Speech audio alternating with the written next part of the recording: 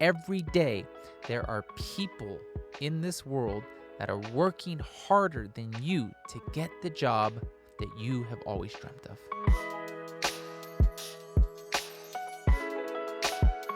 Hey friend, welcome to Mastering Post-Production Sound. My name is Joel. I'm an Emmy-nominated sound re-recording mixer, and for the past year, I've been putting videos here on YouTube designed to empower you to navigate, believe, and thrive in the post-production sound industry. I want to break this down, and I want to talk about chasing your dreams in this industry. There's a book that I go to constantly when it comes to networking and navigating the industry, and not just this industry, any industry. It's a book that I've mentioned in previous videos before, but it's called The Proximity Principle, I can't talk today, by Coleman. And there's a little part that I want to read to you because I want you to hear these words. This time that we've been experiencing in the industry has been discouraging for many. And you know what I constantly hear? It's like, oh, jobs are done. You can never get a mixing job or a sound design job or editing job. It's just done. And I push back against that so much. I think it's the best time to be knocking on doors, to be making connections, to be jockeying in position to line yourself up right in the middle of the pack so that you're ready to take that leap and be a nose ahead of the rest in the industry. So there's a part in this book that I want to talk about, and it has to do with two different concepts. The first concept is being bold, and the second is being audacious. Audacious. Did I say it right? Yeah, audacious. Let's talk about being bold. And I'm going to read this excerpt to you. Far too many people are too timid when going after their dream job. Opportunities pass by, and sometimes after identifying the right people, those limiting beliefs, you know those limiting beliefs, I know them, of fear or pride stop us in our tracks. Don't let your limiting beliefs keep you from taking bold steps toward your dream. What does this mean practically? It means this: to overcome fear and pride, you have to put yourself out there and do whatever it takes to prove yourself. So let's talk about boldness. I love this. I love what Ken Coleman talks about here. Far too often in my career, as I was rising up the ranks, it's been 17 years now navigating this industry, I let my lack of boldness get away. I let the fear and the pride get in the way. And I let that be the driver. And I look back and I sometimes wish, gosh, I just really wish I was bolder when I was first starting out. So if you find yourself in a position right now where you're feeling timid, understand, like if you hear Ken Coleman's words right here, he's telling you that far too many people are timid, okay? And I want you to think about this industry, right? It can be intimidating, right? But if we go back to what I mentioned in the beginning, that there are people out there who are working harder than you for that job that you want. And so are we willing to be bold? Are we willing to do the things we need to do to get ourselves out there? Maybe you're not. Maybe you're not willing to do that. But as you sit here right now on the other side of this screen, what would life look like for you if every day you were a little bit bolder? I know for myself, when I think about that, I think, oh, where can I be bold, right? Oh, yeah, call that person. Reach out to that person. Go after that dream. Chase that thing. Start that business. do this side hustle, whatever. I'm just thinking outside the box. But what does looking bold look to you, friend? It very well may be the decision that could change everything for you. But what I want you to contemplate now is we're talking about being bold here. Given the temperature in the industry right now, how could being bold impact the way you communicate and navigate and strategize for your future in this career? See, when people are saying, hey, don't even bother, get in line, forget about it. There are people who are out of work, who are Emmy winners or Oscar winners or whatever. Like, get in line, kid. You're not gonna, stop chasing your dreams.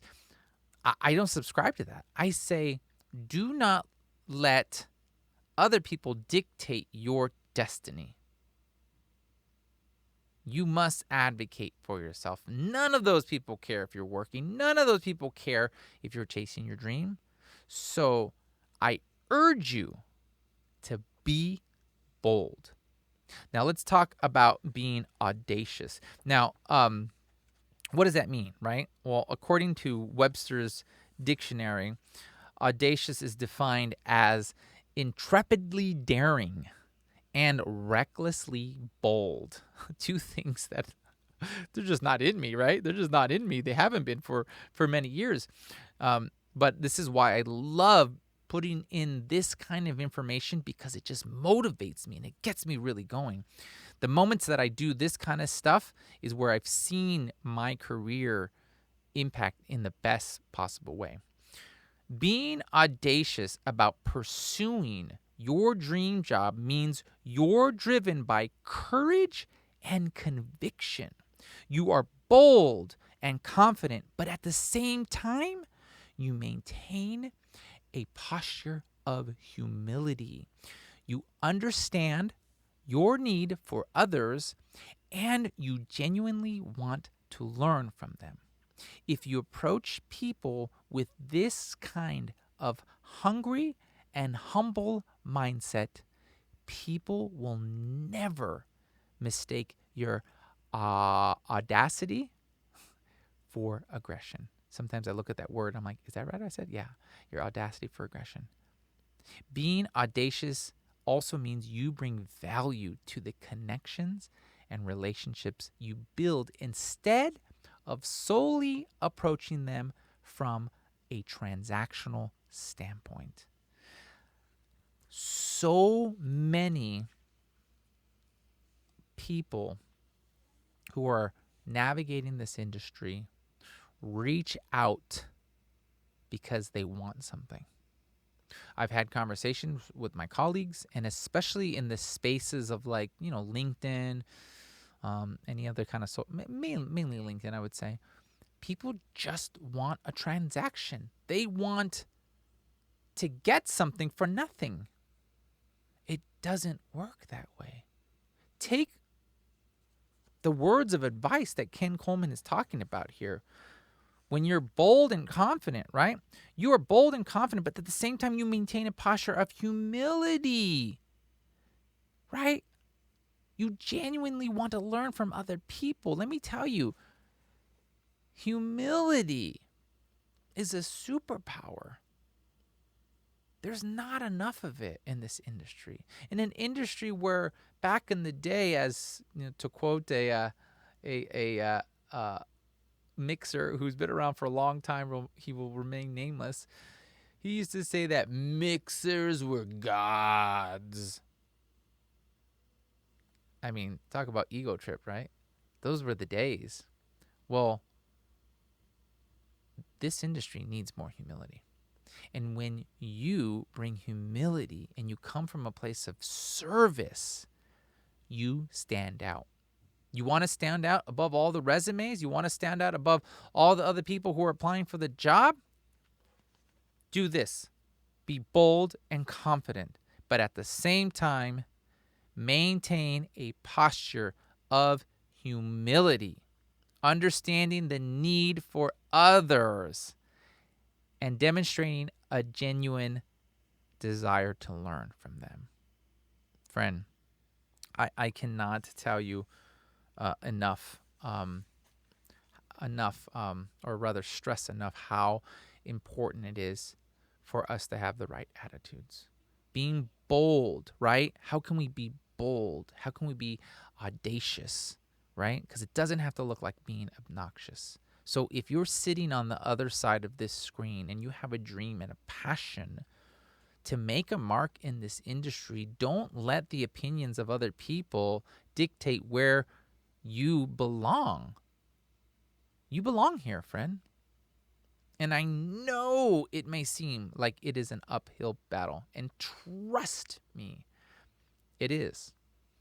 I think about like the stock market, right? Those of you who follow the stock market know that anytime we're feeling like we're in this real bear market and we're, this downturn, and there's like this big correction time in the stock market, right? Everything's falling and, it's terrible, right? They always tell you what? To zoom out. And when you zoom out, you realize, oh, yeah, we have been growing, time after time, year after year. And so that's the same as our careers. We zoom out. It may be tough and difficult right now, but remember, if you have the right attitude, you have a strong belief, you are bold, you're audacious, right? In your networking and creating relationships, because remember, relationships mean everything in this industry, then you're going to be headed in the right direction. You're going to be ahead of the pack. If any of this stands out to you, let me know in the comments. Are you going to be bold? Do you need to be more audacious in the way that you connect with people in this industry? If you're navigating the industry right now and you're feeling lost, I want to invite you to apply to work one-on-one with me. My personalized one-on-one coaching program, Journey Beyond Sound, goes way beyond the faders and the knobs, the EQs, the reverbs. Sure, we can talk about that kind of stuff, but really, I believe at the core of a sound artist, we must be managing and nurturing these areas in our life: our mental well-being, emotional well-being, our physical well-being, spiritual well-being. All of those, when we take care of those, we can show up as better creatives. So if you're interested in going deeper, if you're interested in creating a game plan, because let's face it, oftentimes life is going too fast. We don't even take time to pause and map out what the next 3 years are going to look like for us. So if you are ready to be unstuck and go deep and unlock your full potential, I want you to head over to masteringpostproductionsound.com/coaching to apply to work one-on-one with me. Friend, I'm grateful you're here. If you're interested in learning some of my 5-1 mixing philosophy, you can check out one of these videos over here, or I will see you in next week's episode.